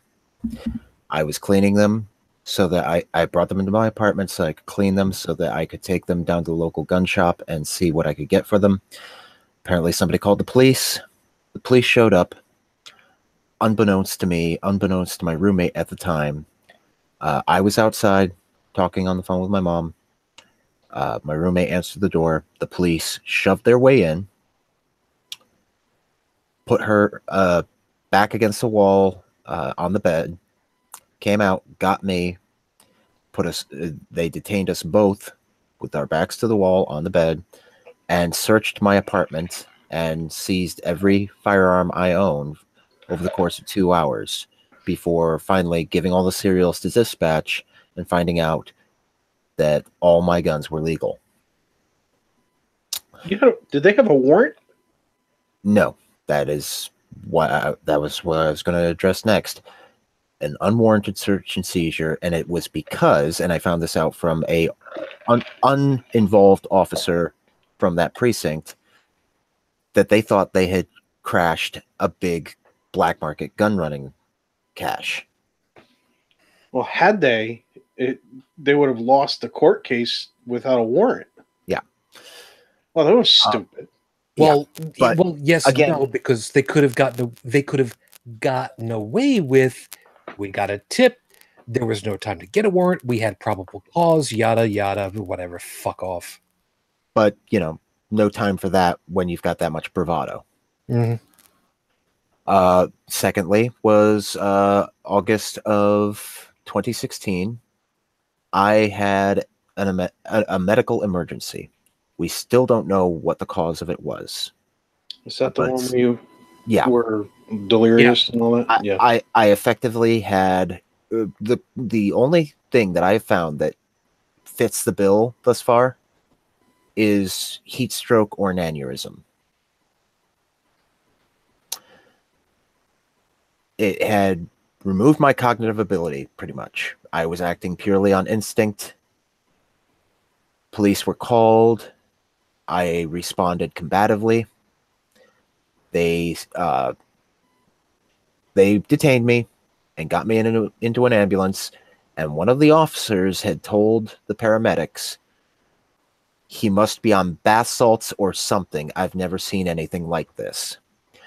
The issue with that is that it affected everything that followed from that point. They didn't give me an EKG until well after I had already recovered. In other words, the police officer had falsely given a medical report. Yes. Diagnosis. Yeah. They were looking, they sedated me. I was out for several days, damn near died from it, and had to be put on respiration. They did 3 toxicology reports on me, all of which came back negative for anything other than after the first one, they should have been already going, Well, you know full well, after, if they do one and it comes up negative, okay, maybe something went wrong, because that can, Brigid, back me up on this one. If a toxicology comes back negative and you're pretty sure there should have been something, doing a second one would seem to be the prudent thing to do. Well, maybe a second one if you thought the test kit was faulty or something, but... Okay, but it's highly unlikely that it would be, but it's still possible. Well, let's just say it's highly unlikely that 2 tests would be compromised. Right. 3. After 2, I would think, okay, that's... yeah. And still, after that, when I was released and my insurance company had taken over, the hospital had reported to my insurance company that the cause was an overdose of an unknown drug. That's bullshit. Which resulted in me having to have a big fight with my freaking insurance company. Mm-hmm. And the third example that I have is actually very, very recent. I'm not going to get into any details, but simply enough, there was an argument. The argument escalated, but blows were not exchanged.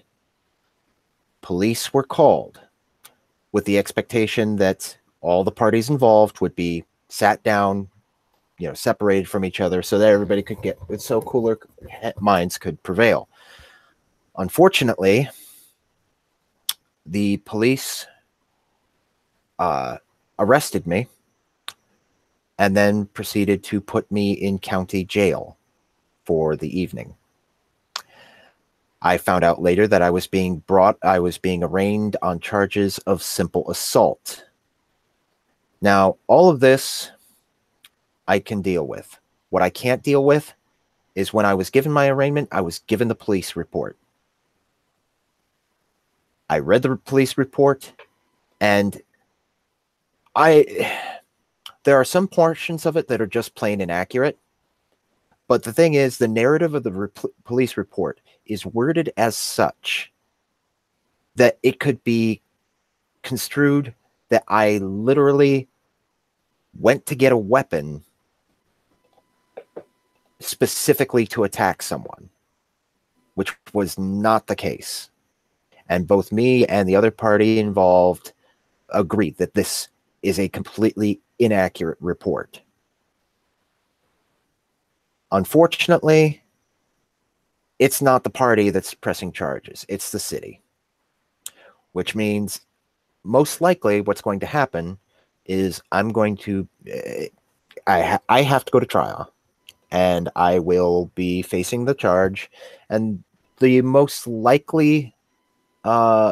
if convicted, the most likely thing that I'm going to be facing is probably 2 years probation. I'm probably going to have to go to an anger management class, which will cost money and time. And the class is bullshit too.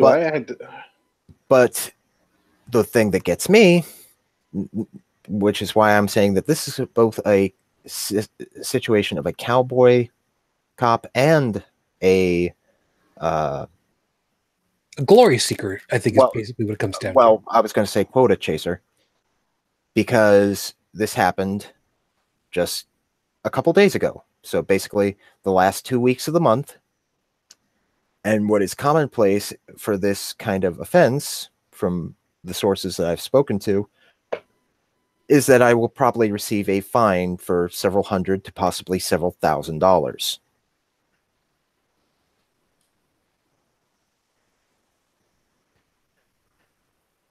So here's the takeaway when all is said and done, because we're forgive me, guys, we're kind of running up against the wall at this point, but I want to kind of put a bow on the whole damn thing. I'm okay with it.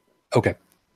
I think what we need is a takeaway on all this is that, as we said, early on, we, generally speaking, have a respect for the office of the peace officer, the police officer, the organization that is supposed to keep everybody safe from everybody else and to keep everybody harmonious with everybody else. The office of. What we've got a real problem with are the people that abuse that trust, abuse the power that goes along with it, that thinks themselves aggrandized because they're part of it.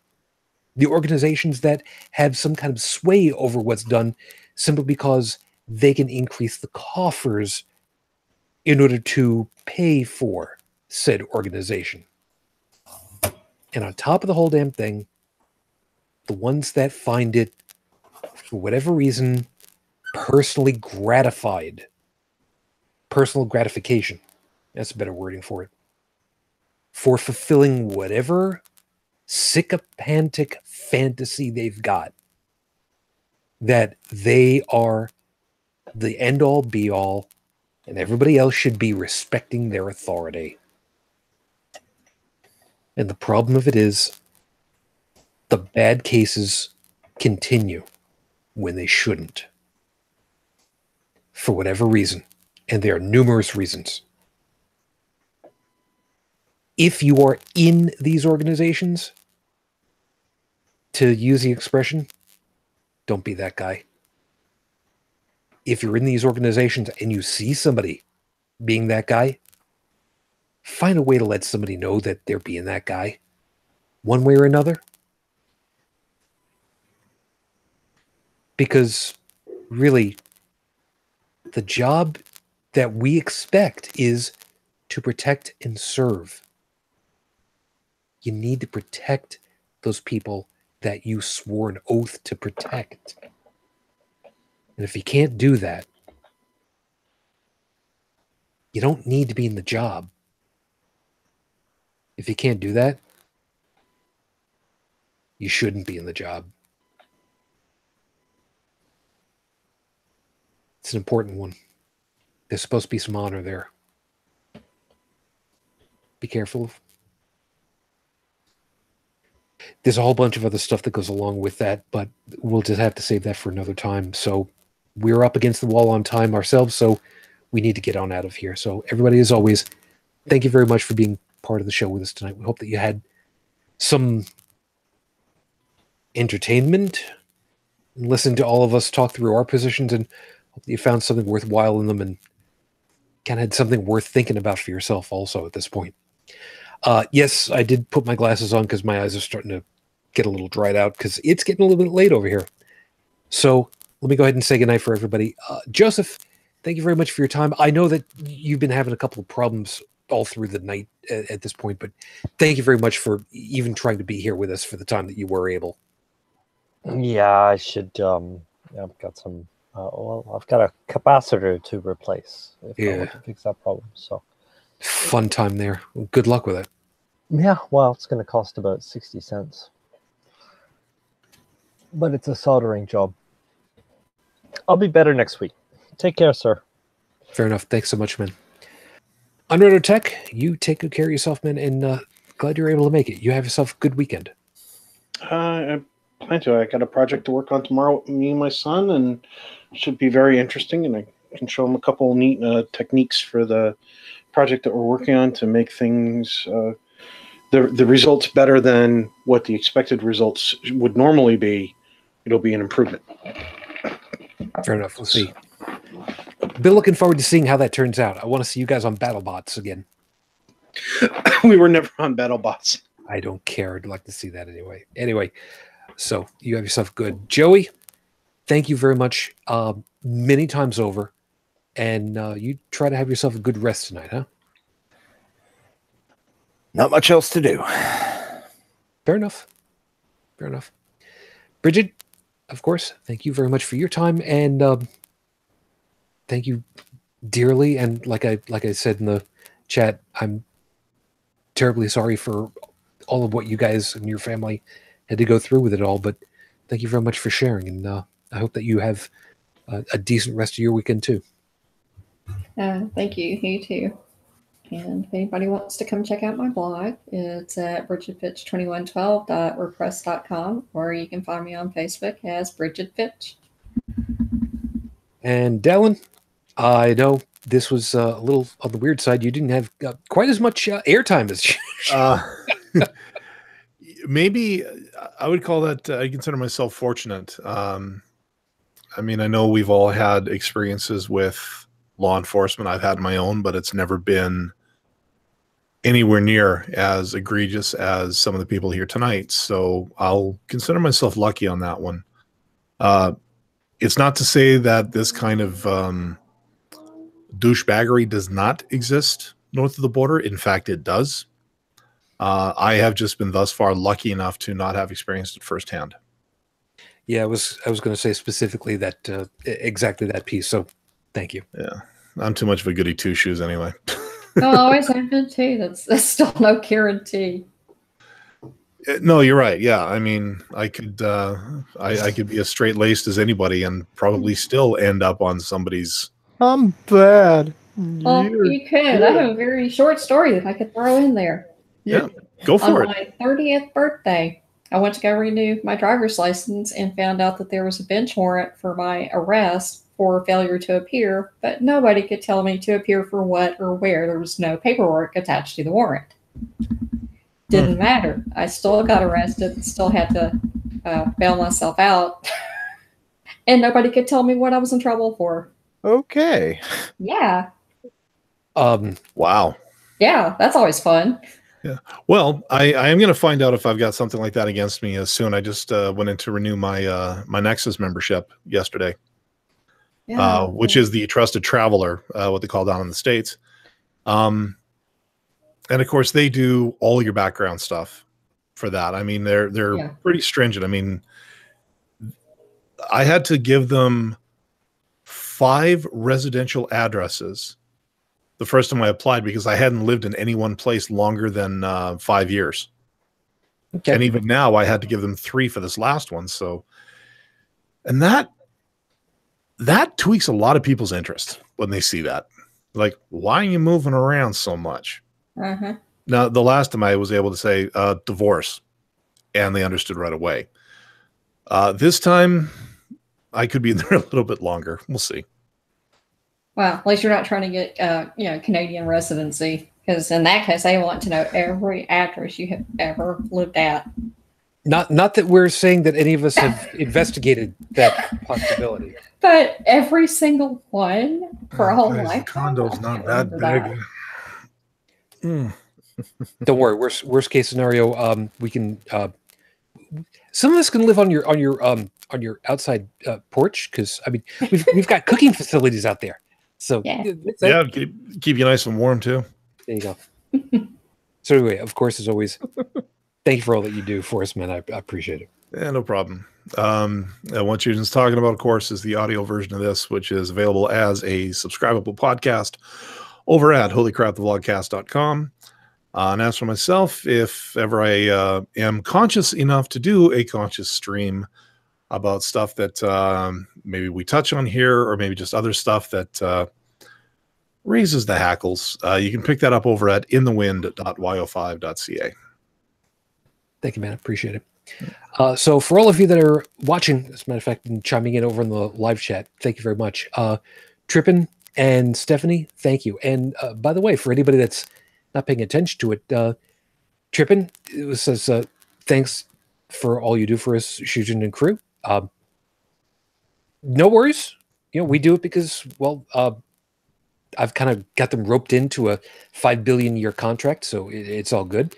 And, you know, like I said, you know, so long as it stays being fun, keep doing it, and we can afford. Right now, free is affordable. So there's that.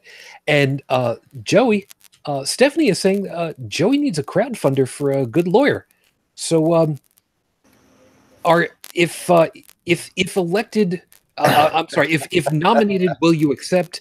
If elected for money, will you serve? I don't know how that's supposed to play out. All I will say at this point is that I have every intention of representing myself in this case. And yes, I know you're probably thinking, bad idea. Yeah. However, while I will be representing myself in the case, I should also note that I am going to. I have already spoken with a public defender, and they don't see a problem with it. They seem to think I am competent enough to handle this. However, I do still have the option of availing myself of a public defender, so that should not be a problem.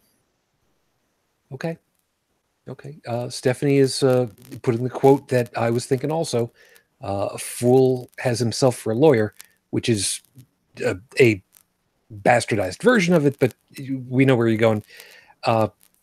I guess on behalf of all of us, just be careful, huh? Fair enough.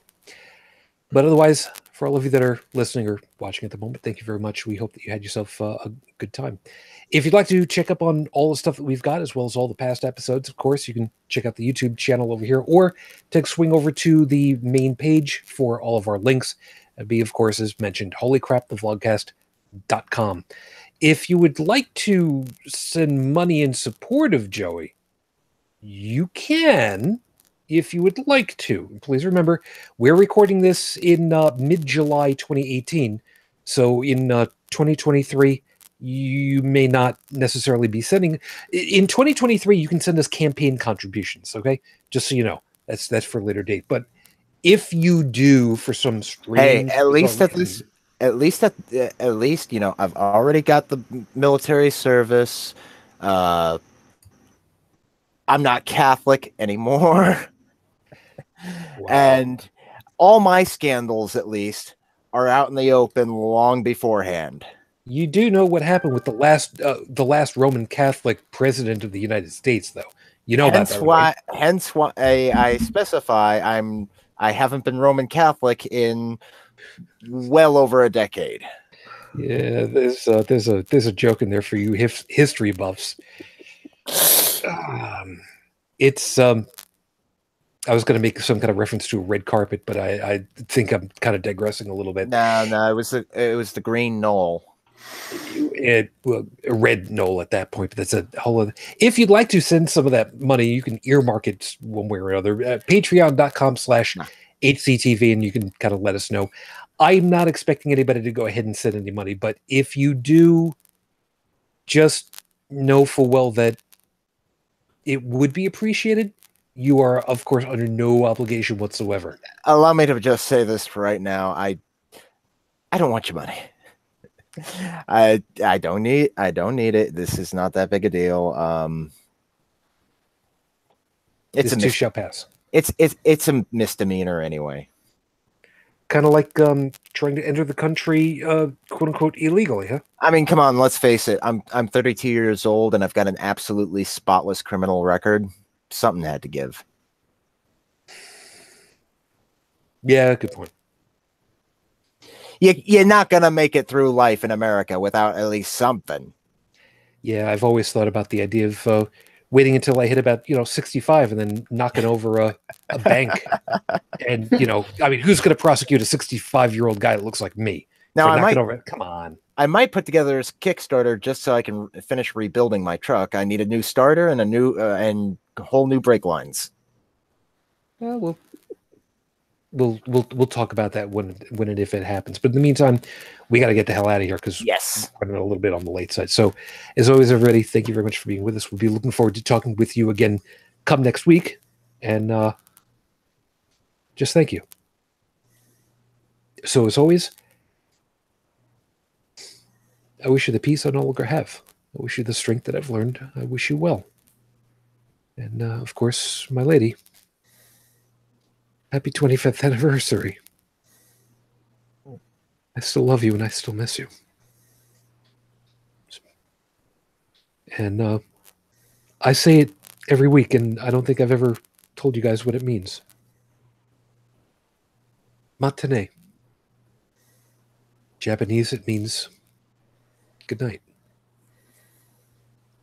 Matane, Fujin. I love you and I miss you. You dream of me. Till the next time we get together, everybody, as always, good night. Good night.